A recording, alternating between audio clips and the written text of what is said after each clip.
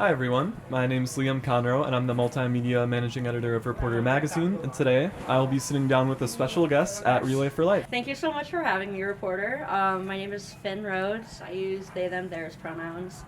I'm the co-president of RIT's Relay for Life, and I've been co-president for 3 years running. And I'm a double major in criminal justice and cybersecurity, graduating this May. Very excited about that. My first year at RIT, I was the entertainment and activities co-chair, which was pretty cool. And then my second year, I applied for e-board, and I got the role of vice president, actually. But then, through some circumstances, I ended up becoming president that year. What drives you to help organize this event? Is there, anything that really piques your interest as far as getting it all set up and making this happen? Yeah, for sure. I think one of the things that really helps me a lot is seeing everyone. When I get up on stage to do my little speech at the opening, seeing everyone show up for it is really exciting, and it means a lot because this event has been so strong for so many years. That drives it. I relay for a lot of my family members who have had cancer, especially my dad, who I lost 5.5 years ago at this point to colon cancer. So he is a big inspiration for why I do this, and I think about him when I do that. The thing about colon cancer is that if it's not caught early, it generally will perforate or get into your bloodstream, get into your lymph nodes, and then it has a pretty good opportunity to spread, to metastasize into your liver, pancreas, into your kidneys, sometimes into the brain, lungs, everywhere, anywhere. And so I'm laying there watching, and I'm like, okay, it's about to start here. And I'm looking up, and I see something that looks like a leftover slice of tomato in my colon, with gooey white stuff on top of it. And I'm like, oh, that doesn't look good. And then I hear the doctor, tumor on the right cecum. Tumor on the right cecum? So they finished the trip, clipped off one extra polyp, got done, and the doctor leans over, well, I guess you saw it. You got cancer. And I'm like, whoa. Had I skipped that colonoscopy with the arrogance of my fitness, I wouldn't be here now. What we do here matters to make sure that no one goes through what I have to go through, and people will, and that's awful, and no one should have to lose a parent at 16 or younger, or have a parent go through cancer because treatment sucks. It's just the worst. So sometimes it is hard, and I just have to sit back and remind myself that that's what matters, and that's why I'm doing this. It means the world to me that I get to do it just because I'm passionate about it, and I think it's always interesting because I go, oh yeah, I'm a criminal justice and cybersecurity major, and then I also am president of the Cancer Club in my spare time. And I think that that's just because cancer affects everyone. Will the things that I'm sharing with you have relevance to you at all this very moment? Well, some will pertain to you now and some won't. Now, I would guess you have family members or older friends who you care about, who could benefit from your knowledge and prevention, so please bear with me. You could be the one to help someone to help themselves. But the first story I'm going to tell you is about my sister, Anne. Anne is an adventurer. And as an adventurer, she has developed this personality that is undaunted. She's not afraid of bad weather. She's not afraid of not having enough food, which sometimes happens on these wilderness trips. She's not afraid of anything. So it came as a surprise to all of us when, after suffering a relatively minor trauma, she went to be examined, and in spite of being a regular breast cancer self-examinator, she had breast cancer.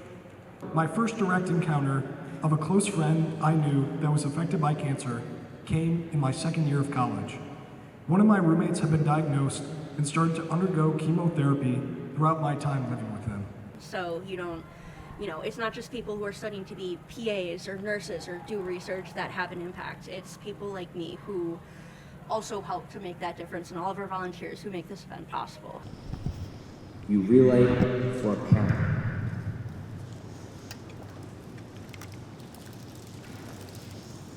You relay for a sibling.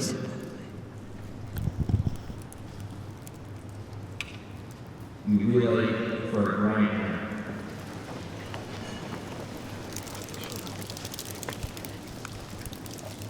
You relay for an aunt or uncle. You relay for another family member. You relay for a friend. You relay for an end to cancer. Everyone, please hold your light high in the air. Look around. We are not alone in this battle, and we will continue to fight together so that no one will ever have to hear the words, "You have cancer," again. Thank you to all of our survivors for attending our ceremony tonight. We celebrate your strength and courage as you inspire us to keep fighting. It's really an honor, and that sounds like so cheesy when I say it, but the fact that I have the opportunity to do this event that's integral to campus life, that gets mentioned on tours, that gets posted over social media, that's like such a big thing. It's an honor because it's weird because I have no qualifications to be doing this. Like, it's not like, oh yeah, I got a certificate in event planning. Nope, I'm like literally just a guy. So, and it's thrilling to announce how much we fundraised, and last year was just over 70,000, and we're gonna smash that this year. As you know, we are closer than ever to our lofty goal of $100,000 raised this year. And that is only possible because of you. Your efforts have helped us smash last year's benchmarks at every stage, and we are very thankful for everyone here tonight.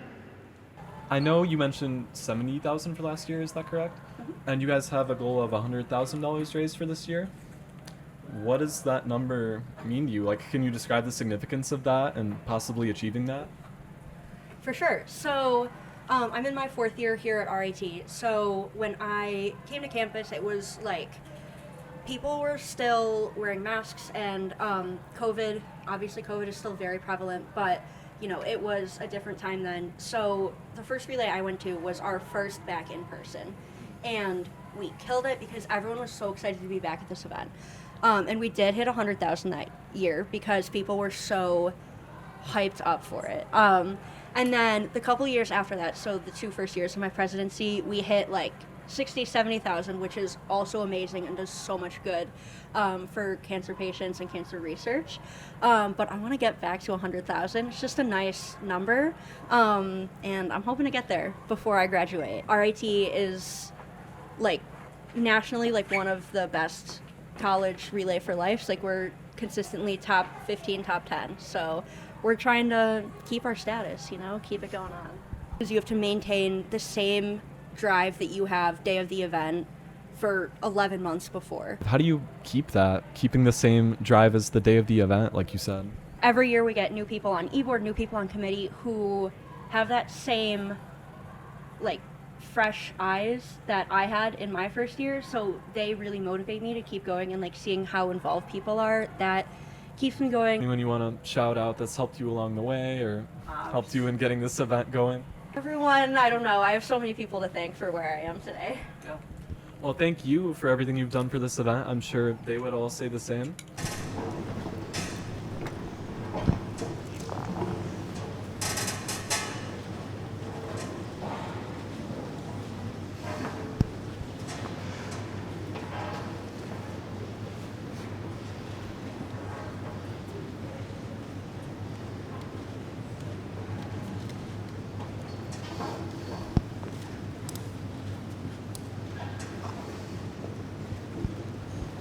Each of the luminarias lit tonight is attached to a story and someone's reason to relay. We will not let these people and their stories be forgotten, and use them as fuel to move forward and continue the fight.